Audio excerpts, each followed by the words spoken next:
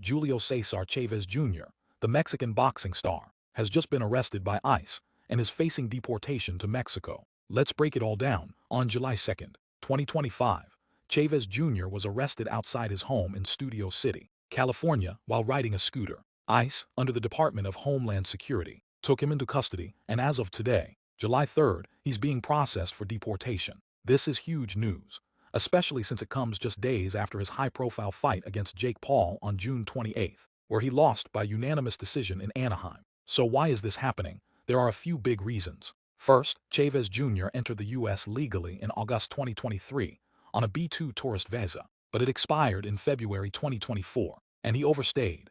Second, he applied for permanent residency in April 2024 through his marriage to Frida Munoz, a U.S. citizen, but that application was flagged as fraudulent because of false statements. And here's where it gets wild.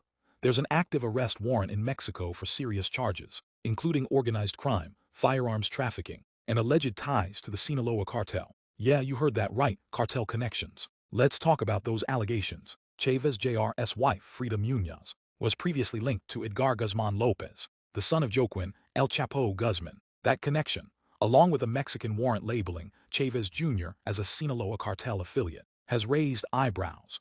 The Trump administration even designated the cartel as a foreign terrorist organization. So these are heavy accusations. His attorney, Michael Goldstein, called the claims outrageous and said they're just headlines to stir up fear. But the legal heat is on. This isn't Chavez Jr.'s first brush with the law. Back in 2012, he was convicted of a DUI, serving 13 days in jail and getting 36 months of probation. In 2023, he faced charges for illegal possession of an assault weapon and manufacturing or importing a short-barreled rifle. Now, on top of the deportation, he's got a U.S. court date coming up for those gun charges and an update on a substance abuse program. Once he's sent back to Mexico, he'll also face those serious organized crime charges. The timing of all this is crazy. Just days before his arrest, Chavez Jr. was in the ring with Jake Paul, and now he's in ICE custody.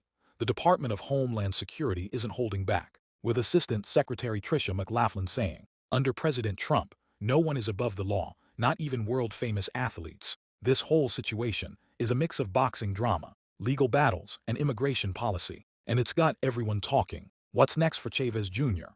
Deportation to Mexico means facing those cartel-related charges, and his boxing career could take a major hit. Will he fight his way out of this, or is this the end of the road for his time in the U.S.?